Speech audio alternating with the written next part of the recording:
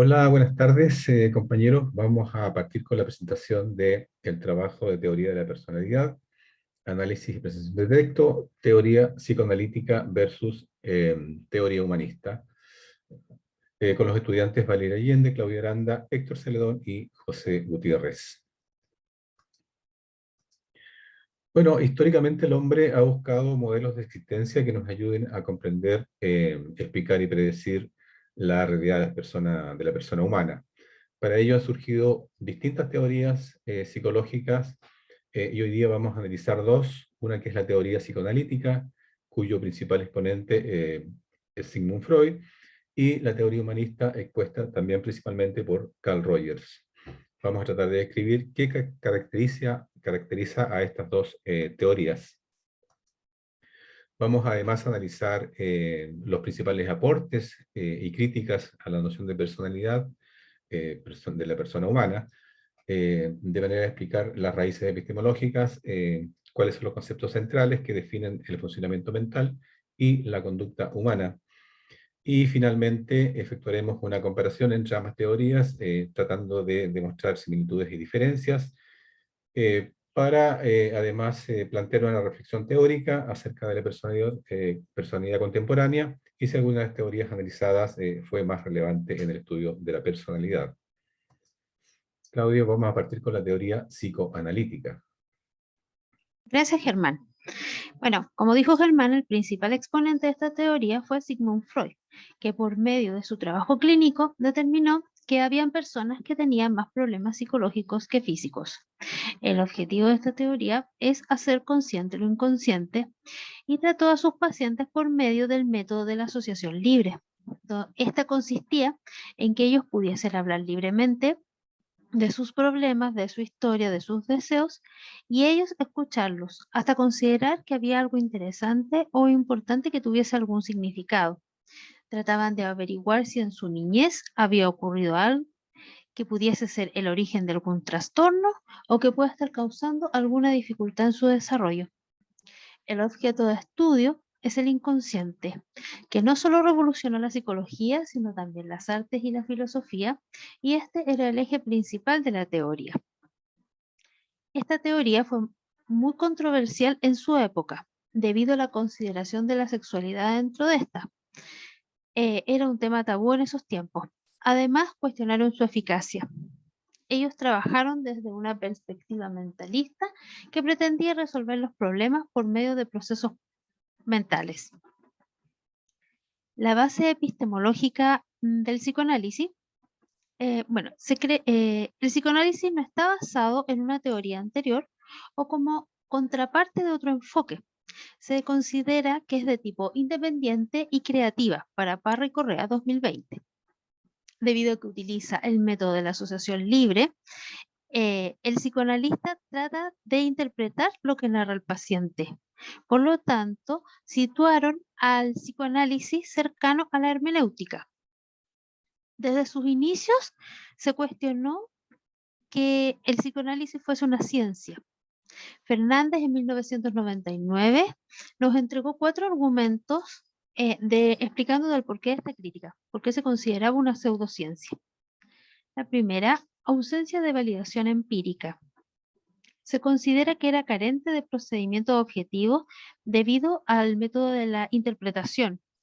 Decían que no seguía el método científico. La siguiente, refutabilidad. La hipótesis del psicoanálisis no podía ser criticada, como decía Popper, cumplir con el principio de falsabilidad, porque el analista y el psicoanálisis siempre estaban en la razón. La siguiente, la invalidación del crítico. Las críticas eran invalidadas por los argumentos de los psicoanalistas. Y la siguiente, la reificación del inconsciente. Decían que no se podía contrastar la segunda tópica de Freud. Incluso los críticos pensaron que las instancias psíquicas eran parte de su imaginación. La noción del sujeto del psicoanálisis. Según Freud, el sujeto no es explícito, sería ajeno al yo, creado por las pulsiones. El sujeto no existe por sí, mas puede surgir a partir del inconsciente. dijo Cava, citado en Barroso en el 2013. No seríamos dueños de nuestra mente. Para Ortiz, los humanos no realizan proyectos de vida, ni orientan sus comportamientos en base a discernimientos racionales. Todo está relacionado al inconsciente y tiene poder sobre nuestra vida, nuestras decisiones y nuestro comportamiento. Podemos decir que el ser humano es producto del inconsciente, carga con sus deseos y pulsiones. Siempre nos encontramos divididos entre las pulsiones reprimidas del ello y las demandas sociales del superyo. A continuación, Héctor sigue con la presentación. Gracias, Claudia, y complementando tu presentación, en la medida que entendamos que muchas han sido las teorías que han indagado en la mente y en la conducta humana, radicaremos el real aporte o la importancia de este estudio psicoanalítico, entendiendo de qué es el origen de todo el campo de estudio de la psicología. De alguna forma, esta teoría psicoanalítica llegó para plantearnos este nuevo paradigma donde entendemos la conducta humana no solamente desde la conciencia, sino también de la preconciencia y la inconsciencia, apuntando a esta metáfora del iceberg, donde vemos un hielo flotar sobre el agua y de alguna forma lo que vemos es lo consciente y lo preconsciente determinado por una parte que quizás no logramos determinar y que tiene que ver con el inconsciente. Así muy bien Freud planteaba que por medio de esta asociación libre, que se convirtió en la regla fundamental de esta labor psicoanalítica, el descubrimiento dio lugar como aporte a este desarrollo de una nueva teoría donde el funcionamiento psíquico humano era lo que predominaba a la hora de establecer este tipo de conducta humana. Pero sabemos que todas las teorías no están exentas de críticas, ¿verdad? Y ya Freud lo planteaba en el año 1993, que comparto con ustedes, dice, la idea de un psiquismo no consciente resulta inconcebible y la rechazan, tachándola de absurda e ilógica. De alguna forma, estas críticas apuntaban a que la fundamentación teórica basada en ejemplos históricos y la falta de eficacia terapéutica no podían considerarla como una ciencia. Este tipo de teoría está enmarcado en tipo de estudio clínico. Cuando entendemos que clinique viene del término griego que significa práctica médica junto a una cama, cliné, entendemos que observamos la importancia de la clínica, de lo clínico, todo aquello que involucra la observación directa del paciente con esta idea de observar y por medio de la escucha determinar lo que está planteando el paciente. Pervin en el año 1998 nos decía, el psicoanálisis como método clínico de investigación trata los deseos y miedos que tiene la gente, sus recuerdos del pasado y el sentido que dan estos recuerdos. De alguna forma, en la medida que hacemos consciente lo inconsciente, podremos entender nuestro presente. Valeria, nos gustaría que nos pudieras ahora tú complementar o introducir a la teoría humanista. Gracias, Héctor. Efectivamente, la psicología humanista, llamada la tercera fuerza, surge a mediados del siglo XX y pone énfasis en el ser humano y su potencial, relevando conceptos como la autoestima, la pertinencia, la autoexpresión, la experiencia y la autorrealización de la persona, que es por naturaleza confiable, ya que tiende no solo al crecimiento y desarrollo de sus propias potencialidades, sino también a la cooperación y a establecer relaciones significativas con el otro. En cuanto a su base epistemológica, recoge parte de la filosofía existencialista, de la fenomenología, de la psicología gestalt, en las cuales encuentra su sustento. De la fenomenología se deriva su interés por la experiencia, como principal determinante de la conducta, analizando los fenómenos que percibe para acercarse a la verdad que estos encierran. Del existencialismo se evidencia la comprensión del sujeto como un ser consciente que busca dar sentido a su existencia, concibiéndola como evolutiva e integral. Por ende, hay dos principios fundamentales del existencialismo que el humanismo recoge, que son el rol de la conciencia y el rol de la existencia. De la psicología de la Gestalt recoge su concepción de organismo y su entendimiento acerca de cómo operan los procesos perceptivos en el ser humano. Entiende entonces a este concepto de organismo que supone una totalidad, en donde el todo es más que la suma de sus partes. En cuanto a la noción de sujeto, la psicología humanista, y centrándonos en este punto precisamente en Carl Rogers, esta comprende al sujeto desde su yo, como un todo, que interactúa con su entorno y se abre a las experiencias, ya que está dotado de subjetividad. Estas experiencias acceden a la conciencia y son simbolizadas. Por eso para Rogers el ser humano orienta su conducta de acuerdo a la manera en que percibe esta realidad. El ser humano entendido como una persona consciente, con intencionalidad tanto en el actuar como en el pensar, que se encuentra en constante evolución y que es capaz de construir representaciones mentales desde esa subjetividad que le es propia. El sujeto construye entonces una noción de sí mismo y toma conciencia de este yo que es diferente a los otros, por lo tanto estamos hablando de un ser autoconsciente. Héctor.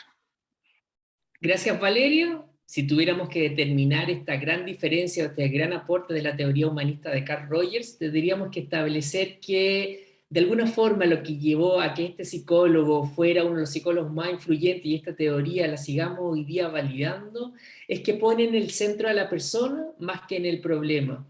Carl Rogers entendía esta idea de terapeuta como un hombre que miraba a su cliente desde la autenticidad. El concepto de cliente es implementado por él para darle el mismo valor que tenía el terapeuta durante su proceso de terapia. Lo más importante para Carl Rogers en su psicoterapia centrada en la persona era esta idea de psicología humanista, entendida como que la conciencia del hombre mueve el impulso a desarrollar sus potencialidades hasta el límite posible. De alguna forma, yo lo decíamos anteriormente, ambos, tanto terapeuta como paciente, tenían un objetivo en común: explorar ese auténtico yo para así poder tomar las decisiones más satisfactorias del tipo de personalidad. Pero sabemos, ya con la teoría anterior, de que no está exenta de crítica o de cuestionamiento. Y esta crítica apunta a que tenía falta de evidencia empírica. Podríamos de alguna forma entenderla, o los críticos lo entienden de la forma de que carece o está tan determinada por el propio yo y esta idea de escuchar, este planteamiento del propio yo, que de alguna forma se escapa a toda esta idea de pertenecer a una sociedad que de alguna forma también determina a la persona. Y muy bien lo dice acá, afirmando que la persona plenamente funcional de la que habla Rogers es un producto de la cultura occidental. Por lo tanto, esto que era tan importante lo va dejando fuera. Al igual que el anterior, esta teoría también se enmarca dentro del tipo de estudio clínico. Lo dice Pervin en el año 1998. El material clínico obtenido durante la psicoterapia ofrece una valiosa comprensión del funcionamiento de la naturaleza humana. Es decir, por medio de la terapia clínica, el terapeuta busca que el paciente pueda expresar sus emociones para que juntos vayan construyendo este tipo o vayan conociendo esta personalidad para que vaya construyendo lo que cada uno quiere ser.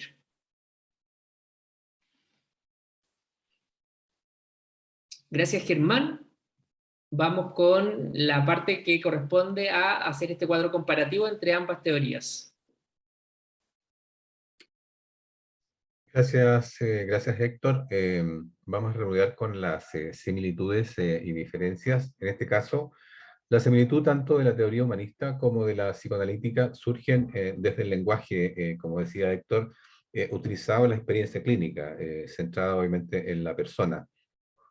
En el humanismo, el ser humano posee experiencia y como este posee experiencia subjetiva al relacionarse con otros seres humanos y con su entorno.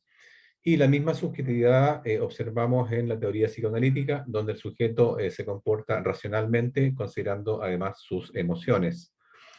Respecto de las diferencias, en la teoría humanista se aborda el acercamiento al ser humano desde una postura positiva, confiable y bondadosa, buscando descubrir cuál es el padecimiento y tratar de resolverlo.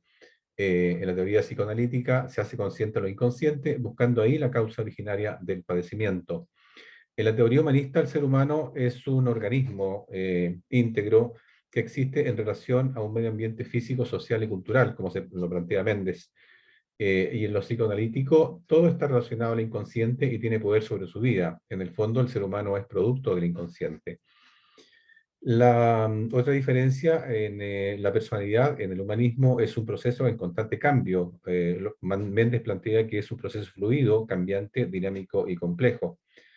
Y el psicoanálisis dice que la personalidad se mueve entre lo consciente y lo inconsciente. Otras diferencias, el humanismo dice que desde la noción de sí mismo, el humanismo constituye un yo diferente de los otros. Y en el psicoanálisis, el yo actúa en la parte consciente y preconsciente de la mente.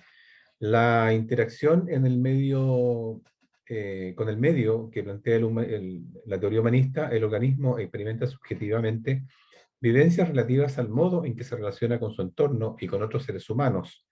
Y en la teoría psicoanalítica se supone en todo individuo una organización coherente de sus procesos psíquicos. Finalmente, la última diferencia, en la teoría humanista, el ser humano es confiable y para el psicoanálisis el ser humano es responsable de su padecer. ¿Cuál sería la reflexión teórica que hacemos a este trabajo? Nos planteamos una consulta, una pregunta. ¿Qué habría sucedido con la teoría psicoanalítica si Freud hubiese considerado los conceptos surgidos posteriormente en el humanismo? Bueno, ahí definimos que si consideramos el funcionamiento de la mente del sujeto con sus comportamientos, sentimientos y formas de pensar, que es lo que plantea el psicoanálisis, y lo integramos con la historia de su vida, la satisfacción de necesidades físicas y el autoconcepto, que es lo que plantea la psicología humanista, sin duda que tendríamos una mejor comprensión del ser humano, capturando de manera más acertada la definición de personalidad. Ahora, respecto a la crítica que se hace a Freud, hay una cita textual que dice: una de las fallas más serias del modelo de Freud es que no hace justicia ni a las emociones positivas, tales como la alegría, el interés o el efecto íntimo, ni a la importancia del vínculo afectivo con la madre que penetra tantas de las facetas del desarrollo temprano. Como conclusión, podríamos plantear que las dos teorías analizadas logran desde el lenguaje clínico sumergirse en la psicología del ser humano, tratando de explicar su personalidad afectada tanto por su psiquis como por su entorno.